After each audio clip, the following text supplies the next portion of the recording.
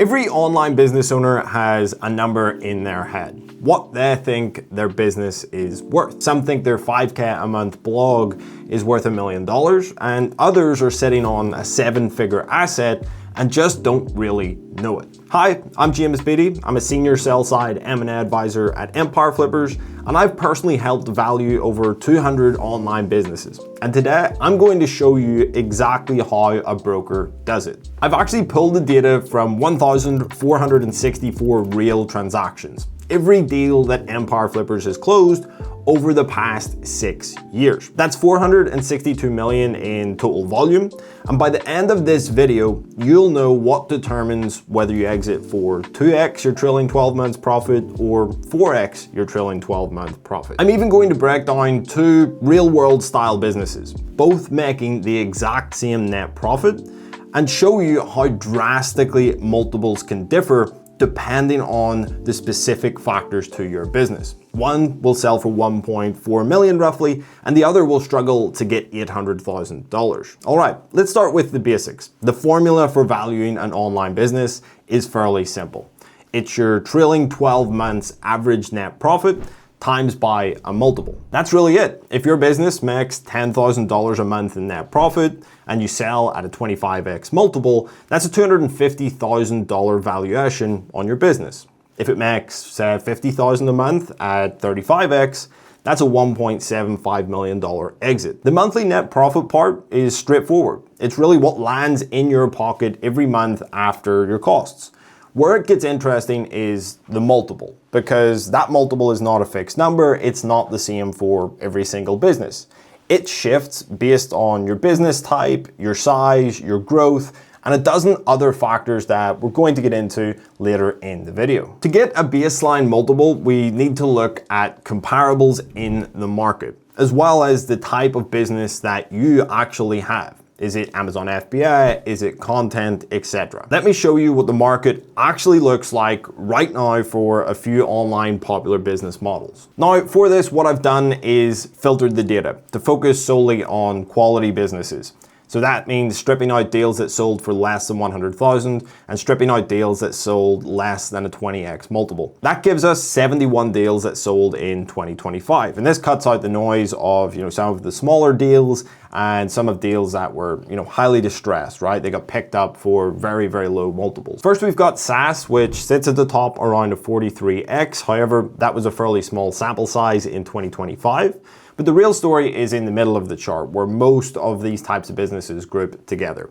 So service and agency businesses come in at 31x, Amazon KDP at 30x, Amazon FBA coming in at 29x, content sites at 28x, and e-commerce, sort of more your direct-to-consumer businesses, at 27x. So when someone asks me, what's my business worth? The honest starting answer is take your average monthly net profit and multiply it by somewhere between sort of 24 and 36, depending on your business model. And then there's all of the individual factors to take into account as well. And that's sort of your ballpark starting point. However, before we get into those individual factors, I need to address the elephant in the room. Because if you've been following this space at all, you've probably heard numbers that are way higher than some of the numbers that I just showed you. In 2021, the median multiple across all business types was 38x. Today, it's 24x. That's a 37% drop. If we put that in dollar terms, if you had a business making $10,000 a month in net profit in 2021, you could have expected to sell that business for around $380,000. Today, that same business doing the exact same figures, same revenue, same profit, it's going to sell closer to $240,000. That's a $140,000 difference for the exact same business. Now, does that mean the market is terrible? No, it means the market is normalizing. In 2021, it was an anomaly. The stimulus money was flowing in, interest rates were essentially near zero, and everybody was buying online businesses. We had a black swan event that probably isn't going to happen again in our lifetimes, and online businesses really benefited from that. Multiples got inflated, and now they've come back to earth. So here's my advice, and I say this to sellers constantly. Forget 2021 numbers. If somebody your friend, your neighbor sold his Amazon business for 40x in 2021, That's amazing for him. He sold at the perfect time. However, that number is not your comp. Your comp is what's happening in the market right now, with real buyers making real offers. The sellers who accept that, they price correctly. They attract serious buyers and they close deals. The sellers who anchor to those 2021 numbers, they sit on the market for 6 months wondering why there's very little interest in the business. Now here's something that surprises a lot of people, and it's one of the most important insights in this entire data set. Bigger businesses get significantly higher multiples. A business selling for under 50,000 goes at about 20x, but a business selling for over $1 million, it goes roughly at 36x. That's nearly double the multiple. Growing your business just doesn't increase the base. It increases the multiplier on that base, and that's a double win. And the reason for that is simple. Bigger businesses attract different buyers. At the sub 100K level, you're mostly looking at individual buyers. Someone who's maybe in the corporate world and they want to buy another job for themselves, essentially. At 500K and above, you start attracting more experienced operators, small portfolio buyers. And as you get into that 7-figure range, you're looking at small family offices, and as you get higher into the 7-figure range, private equity as well. These buyers have more capital, they're more sophisticated, and they're willing to pay a premium for quality. So this brings me to something that I don't really see anyone else talking about. When I looked at the data, it became really clear that there aren't just different multiples at different deal sizes, there are fundamentally different markets. The 7-figure market, 1 million and above, we did 9 deals in 2025, $21 million in volume, and the average multiple on those deals was 36x. These are premium businesses with premium buyers. We had a content site that sold for 4.4 million at 37x. It closed in 36 days. There was a service business that went for 6.4 million at 43x in 32 days. When the business is right, these deals still move fast and they command high multiples because of quality. But here's the shift. It used to be that $1 million business sold in about 3 weeks, but in 2025, that median time to sell is now 72 days. So the time to sell is now a little bit longer than it used to be. The buyers are still there, they're well capitalized, they're sophisticated, but they want high quality businesses. They're just not in a rush and they're not paying prices that we've seen in 2021. If we look at the mid-market, 300K to 1 million, we did 23 deals in 2025. Multiples cluster pretty tightly in this space, 26 to 30x. That's only a 4-point spread. The market is incredibly efficient here. Buyers in this range tend to be experienced, they've often bought before, they know exactly what a good business looks like, and they move with purpose. If you price right and your numbers are clean, you can expect to close in roughly 2 to 3 months. The trap in this bracket is overpricing. If you price your business at 39x, hoping to negotiate down to 32x, you might just sit there for 6 months. Experienced buyers are going to see through that. They might not even engage because it's just too high. The sub 300K market, this is where a lot of our volume is. We did 137 deals in that range in 2025. That's 81% of all transactions. And the average multiple there was 22x. But here's the thing, the range is massive. The 25th to 75th percentile spans from 18x to 27x. That's a 9-point spread, more than double the mid-market. So why such a wide range? Well, because business quality varies enormously at this level. A tightly run Amazon brand with clean books is sitting next to a hobby blog that maybe hasn't had any content published in 6 months. They're technically both in that sub 300K online business category, but they're not the same thing at all. There's plenty of buyer demand, but multiples have come down the most here, and the negotiation gap is the widest. Now here's something that most sellers don't want to hear, but I'm a realist and I want you to understand this going in. The vast majority of businesses sell below their listing price. That's not a failure, but it's how a lot of these negotiations work. The listing price is the starting point, it's not the finish line. And some business types hold closer to asking than others. If you have a high quality business, it's much more likely that you will get very close to your asking price. And even for some of our best businesses where we can drive a lot of competition and really drive up the offers that we get, we can get listings over asking price. But in the majority of deals, there's going to be a 10 to 15% negotiation gap. The sellers who handle this well, they're priced strategically from the start, and they understand that negotiation is part of the process, and you focus on what you can control, which is making the business as attractive as possible before you list. The sellers who don't handle it well, they anchor to a number and take every offer personally and let deals fall apart over a gap that was perfectly in line with the market. And I've seen it happen more times than I'd like. You don't want to be that seller. I've seen a lot of businesses who have great offers, and 6 months later, they're literally selling for 25% of the value that they were worth 6 months ago because they let the business go, something happened, an algorithm change, and they miss out on a really good deal that they could have had back then. As I mentioned, the caveat to this negotiation is that some of the best businesses actually sell well above their listing price. So with high quality businesses, we can drive a lot of competition on deals and get a premium price for the seller. I actually had a business this year in 2025 that had 4 offers on the table within 3 weeks. We worked our way through negotiations with each of those buyers until we arrived at the best possible deal for the seller. And that's what happens when you have a premium business. It's easy to get offers because there's still great buyers out there looking for great businesses, but there's a shortage of good businesses on the market. Okay, so now you know the baselines, you know what the market looks like by business, by deal size, and you know what to expect in terms of a negotiation gap and timeline in your deal. But here's the question that really matters. What moves your business above or below that baseline? Now, in reality, valuing a business is very nuanced. There are dozens of factors we look at, and no 2 deals are exactly the same.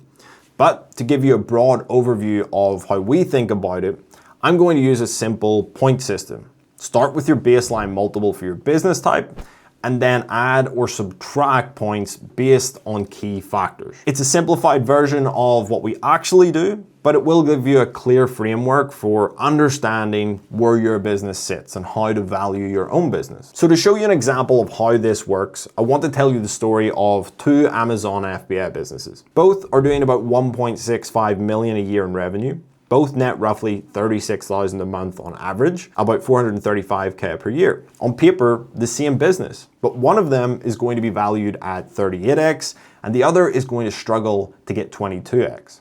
That's the difference between a $1.37 million exit and an $800,000 exit on the exact same bottom line. So let me show you why. We know from the data that the baseline multiple for an Amazon FBA business right now is in around 29x. So we'll use that as our starting point. From there, every factor either adds or subtracts from that number. So let me walk you through it. Business A is a health and wellness brand on Amazon. They sell a line of supplements, have 5 core products across 2 different categories, and over the years, revenue has grown consistently. In 2023, they did 1.2 million, in 2024, 1.4, and in 2025, just over 1.65 million. When you look at the P&L, it's a steady climb. There's no wild swings, no panic months, just clean, predictable growth. That consistent growth trend, that's worth about plus 3x on the multiple. So we're at 32x already. Buyers pay more for a business that's clearly heading in the right direction because the trend tells them the revenue they're buying today will be higher tomorrow. But it's not just the revenue trend. They've also built a subscribe and save base that accounts for about 35% of their monthly revenue. That's recurring revenue on Amazon, customers reordering automatically every single month. A buyer looks at that and sees predictable cash flow. That subscription base isn't going to go away tomorrow. It's predictable revenue and it's the closest thing to SaaS style revenue that you can get in the FBA world. That predictability is worth another plus 2x, maybe even more. So now we're at 34x. The owner, she spends about 5 hours a week on the business. She's got a team of 3, a full-time operations manager, a VA handling customer service, a PPC agency running ads. She makes the strategic product calls, product development, brand direction, but the day-to-day, it runs without her. A buyer can step in tomorrow and nothing is going to break in this business. The business runs like a machine without the owner. That's plus 2x as well, maybe even more for some buyers. So we're now at 36x. And then there's the brand. 10,000 plus reviews on the main product, an active community on social media, real brand recognition in the niche. You can't replicate that in 6 months. It's a moat behind the brand, and that's going to add another plus 1x. The financials in the business, they're immaculate. We have a clean P&L going back 3 years, every expense categorized. Revenue matches across Seller Central, the books, the bank statements, and when we send this to a buyer, there's no questions and there's no room for further negotiation. No, what's that charge? Why don't these numbers just add up? There's just straight confidence in the business, and that confidence is worth another plus 1x. So that's how good businesses get to 38x versus the average of 29. On 36K a month in net profit, that's almost a $1.4 million exit. And at this level, you're attracting experienced buyers, operators, portfolio owners, private equity. This business will probably close in under 60 days. Now, let's look at business B. It does the same 1.65 million in annual revenue, the same 36K a month in average net profit, the same 29x baseline. But every factor is working against this seller instead of for them. This seller sells seasonal gift items and holiday widgets on Amazon.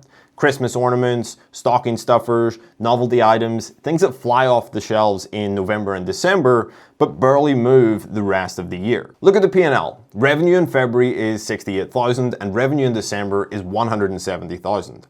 That's a 2.5x swing month to month, and the problem is that those Q4 peaks are getting smaller every single year. 2023 was their biggest year. They were doing over 2.1 million. 2024 dropped to 1.9, 2025 to 1.65. The overall trend is heading in the wrong direction. And a declining revenue trend, that's minus 3x right off the baseline. So we're already down to 26x. Now think about the seasonality. 40% of the annual revenue lands in a 3-month window. That means that if something goes wrong in Q4, there's a missed shipment, a stock out, a new competitor undercutting on price, you don't just lose a bad month, you lose the year. And at this revenue level, a bad Q4 could mean losing 200K or more. That level of unpredictability and concentration risk is going to further reduce your multiple. So we're down another 2x, down to 24. The owner works 40 hours per week during peak season. He's managing inventory, dealing with suppliers, handling customer complaints, coordinating shipments. He is the business. When a buyer asks, what happened when you leave? The honest answer is, things are going to get messy. There's going to be chaos. So that's another minus 1x. We're now at 23x. The products themselves, there's also no real brand. There's no reviews moat, there's no social media following. These are generic widgets that anyone can source from the same supplier on Alibaba. There's nothing stopping a competitor from launching the same product tomorrow with better photos and a lower price. No defensibility, that's another minus 1x. That gets us to 22x. On 36K a month, that's an $800,000 exit. Still a big number, but it's 570,000 less than business A. And quite frankly, the business is going to sit on the market for a while because every serious buyer who looks at it still sees those same risks. So let's put them side by side. Both businesses make the same $36,000 a month in net profit.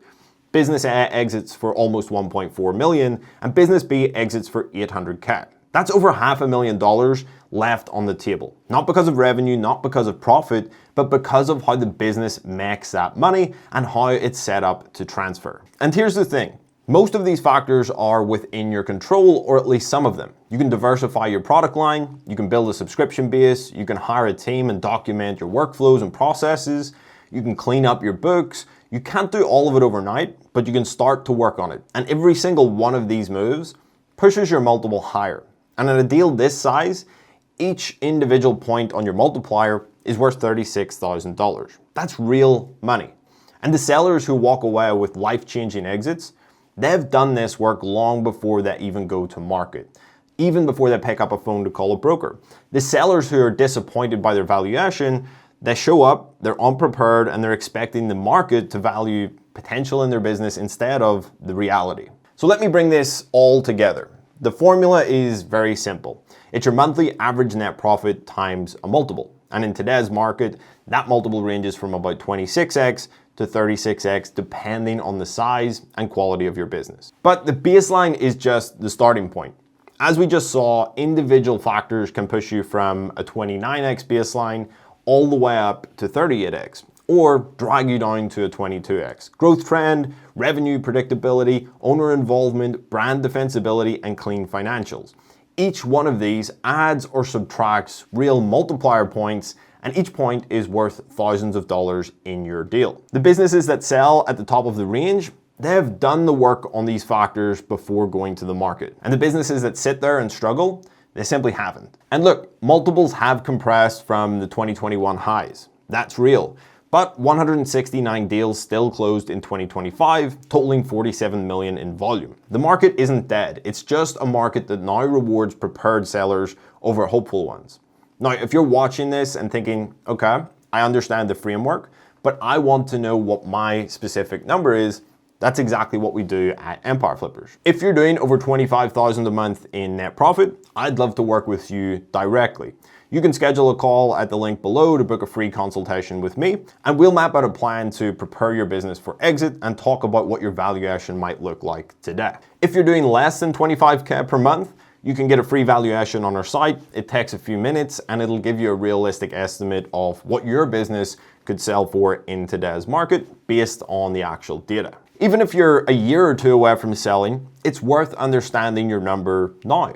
Some of the best exits that I've worked on started with sellers who reached out early, understood their valuation and where they're currently at, and then spent 6 to 12 months making the specific improvements that would move the needle before they went to market. This is part 1 of the Exit Playbook series. In the next video, we're going to cover how to prepare your business for sale, the specific steps that you can take to maximize your multiple before ever going to market. If you don't want to miss that, make sure and subscribe, and I'll see you in the next one.